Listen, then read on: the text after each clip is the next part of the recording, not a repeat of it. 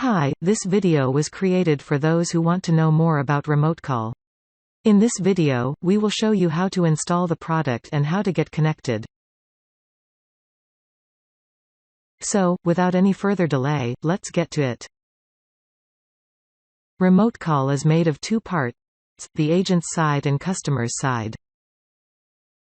In the agent's side, you will need the agent program. This can be downloaded and installed from the product's website.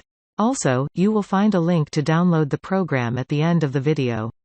In the customer's side, you will need to open a browser and go to ans.startsupport.com or alternatively to ans.113366.com.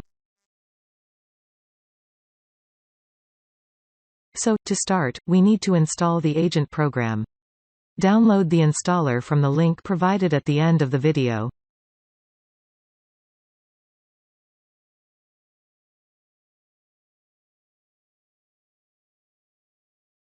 Once downloaded, run the file and just follow the on-screen instruction to complete the installation.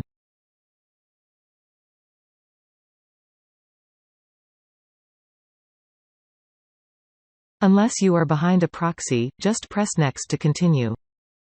At the end of the installation, you will be prompted to install the remote printer driver, which is optional but required if you want to use the remote printing option. To get connected, you will need to first log in to the agent program. Enter the ID and password provided on the purchase confirmation email and press Login. If you are successfully logged in, Agent Program will show three icons on the top which shows the available services RC, MP, VP depending on the purchased product. Press the big Start button to launch the viewer. Viewer is the window that will show the customer's device when connected. The service will generate a random 6-digits code and show it in the viewer. This code should be passed to the customer to be entered on the connection program.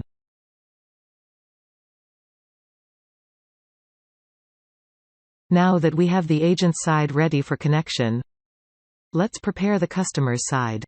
From the connection page, customer presses Start Remote Support button to download the connection program. The connection program is a small executable file that can only be used for one single connection. Customer must run this file, enter the 6-digits connection code given by the support agent and optionally enter their name. After pressing OK, connection will be established.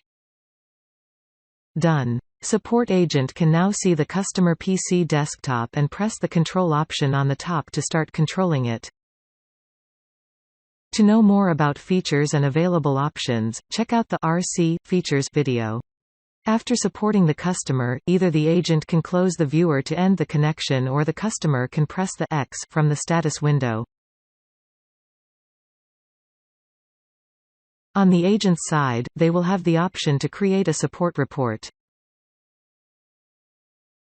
Thanks for watching this video and contact us to the email below for any question.